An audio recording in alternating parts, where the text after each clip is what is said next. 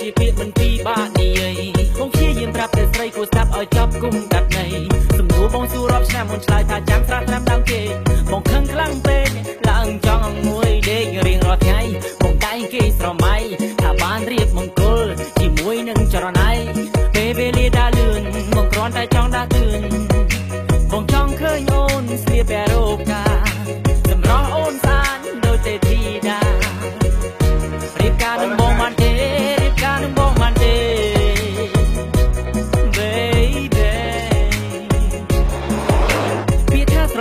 មកជាពាក្យមិនពីបាក់និយាយអ្នកខ្លះស្នេហាក៏មានរាប់ឆ្នាំតែត្រូវបរាជ័យអ្នកខ្លះចេះគិតថាស្នេហារុងរឿងមានន័យនេះឬជាស្នេហាដែលមាននៅលើលោកីប៉ុន្តែបងនឹងស្រីស្រឡាញ់គ្នាយូរមកហើយសុំតែចិត្តថ្លៃប្រាប់ឲ្យត្រង់បងមានសំនួនត្រៀមចម្លើយបងតស៊ូយូរមកហើយរងចាំថ្ងៃមង្គលការសង្ឃឹមថាថ្ងៃណាយើងនឹងណាត់គ្នាចូលរោងការឆ្នាំមុនឆ្នាំនេះពន្យាដល់ឆ្នាំក្រោយកន្លងផុតទៅប្រាប់បងបន្តិចមករូបរាងកាន់តែចាស់សក់ខ្មៅប្រែខ្លាចជាសក់ស្កើប្រាប់បងបន្តិចមកតើស្រីកុំពុំគិតໄວសំណួរបងសួរដល់ដែរសង្ឃឹមថាមានស្នេហ៍ស្រីនឹងយល់ពាក្យថាស្រឡាញ់ហើយស្មោះជាពាក្យមិនពីបាននិយាយអ្នកខ្លះស្នេហាធ្លាប់មានរាប់ឆ្នាំតែត្រូវបរាជ័យទុកដល់តែបងរស់ជាតិសែនជូរតែការមានកំណត់គុំទុកនៅមានថាស្រឡាញ់ហើយស្មោះជាពាក្យមិនពីបាននិយាយអ្នកខ្លះស្នេហាធ្លាប់មានរាប់ឆ្នាំតែទៅបរាជ័យគុំទុកដល់តែបងរស់ជាតិសែនជូរ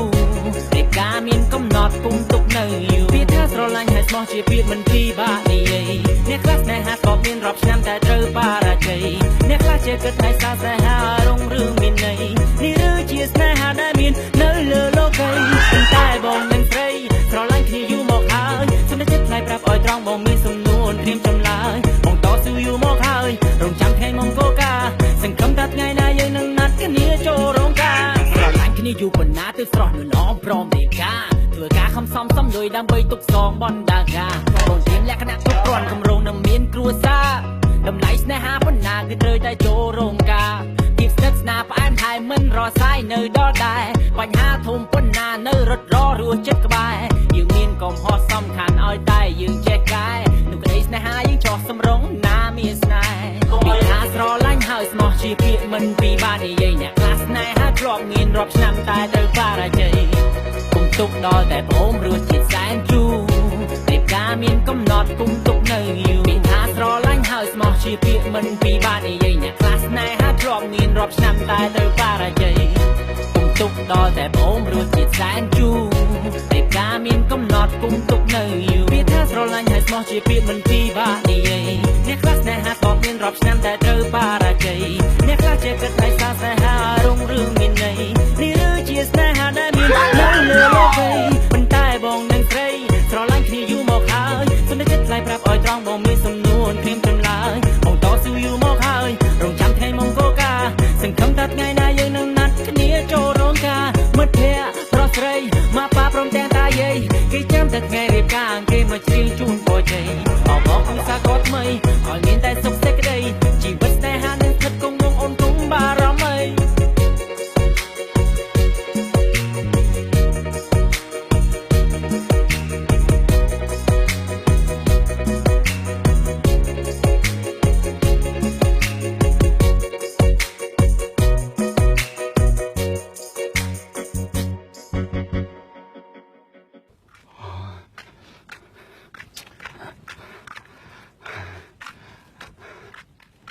អាមនីមិនគួរណាស់ឲ្យធ្លាក់ខ្លួនមកជាយ៉ាងនឹងទេហ៎